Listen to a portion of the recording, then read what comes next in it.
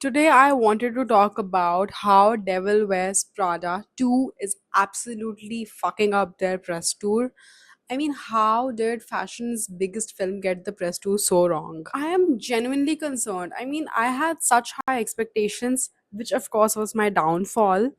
But I just wanted to sort of talk about the whole press run and all the disappointment that comes along with it for me. I mean, on paper, this press tour should have worked, right? It should have been an easy win.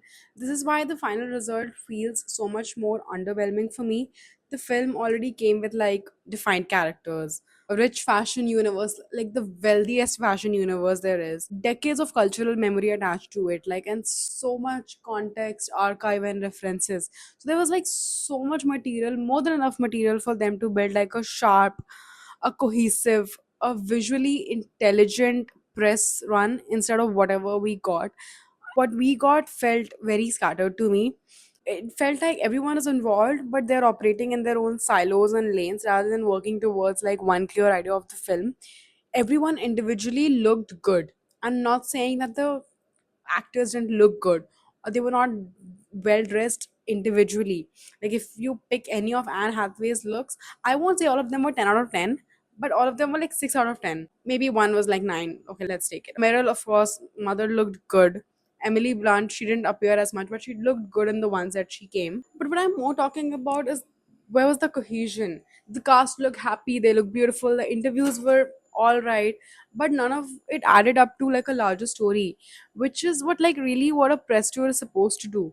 This is the bigger issue for me here. In the current moment, press tours are no longer just promotion obligations. I mean, if you they are a very important part of the cultural experience that happens around with the film, and especially when fashion is such a central project to the film itself, audience do not just want to see stars show up and look okay. They want to see like some sense of intention, a sense of like rhythm, a narrative across their appearances and looks. And this is where I feel that this sort of press tour felt like really short.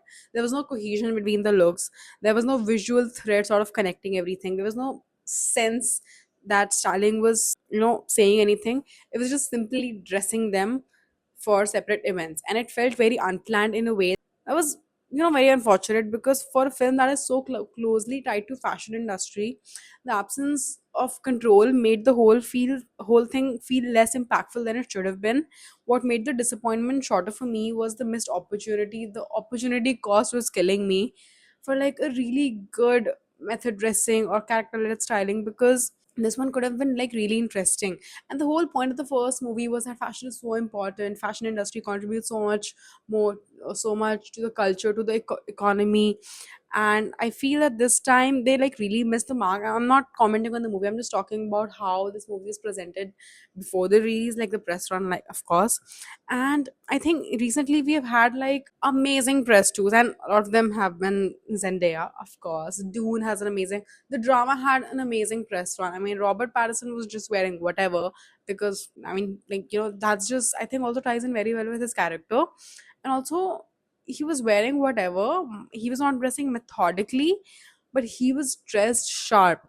Zendaya, of course, like the white wedding theme, something blue, something borrowed, beautiful. We've had like amazing press runs recently. The Barbie press run was historic. I think that will go in the history of possibly the best tours ever. And I don't really, I suggested method dressing, but that's not even something that, you don't need to dress like an assistant. Like, of course, Andy was the assistant too. Do we expect her to wear like an assistant's outfit everywhere?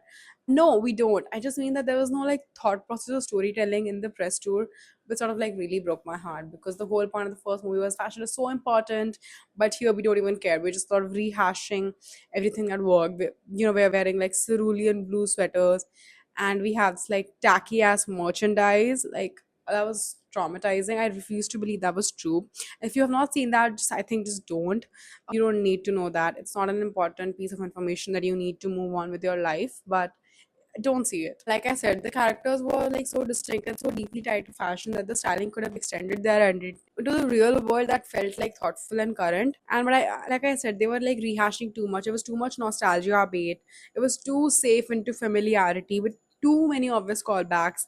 And I think they were just designed to sort of please people and get clicks rather than sort of provoke or surprise anyone.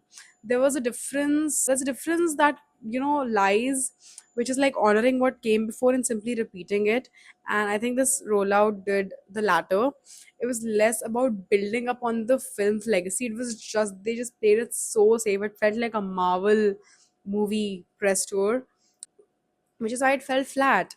And people are not gonna want to hear this because, of course, Meryl is the queen. She's gonna look good. That is not the point. I mean, I posted this on Instagram. That was all. Meryl is looking great. Anne is looking great. I'm just like, it's not about the person individually. It just the ensemble doesn't come around. It's such a big movie. It's not gonna happen again. I mean, it took 20 years to make this fashion film, 20 years to make the sequel, and it's just not gonna happen again. So I do feel the opportunity cost of getting it wrong is high. And unfortunately or fortunately, now press rules are as important as the movie themselves.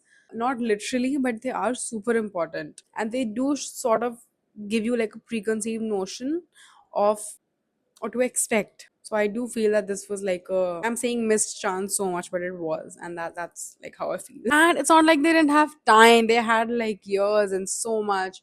And initially I remember in the first movie there's this whole narrative that designers didn't want to work with them, models didn't want to work, people didn't want to work with them because they were like terrified of Anna Wintour, because of course like the Devil Wears Prada, they were like terrified of like upsetting her and shit like that.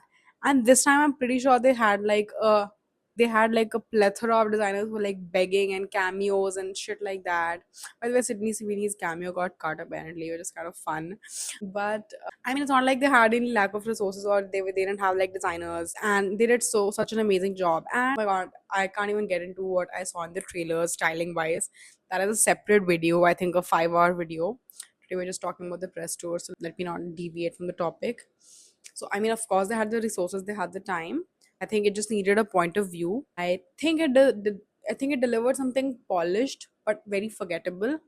And I think it was a snooze fest for people like who were expecting more.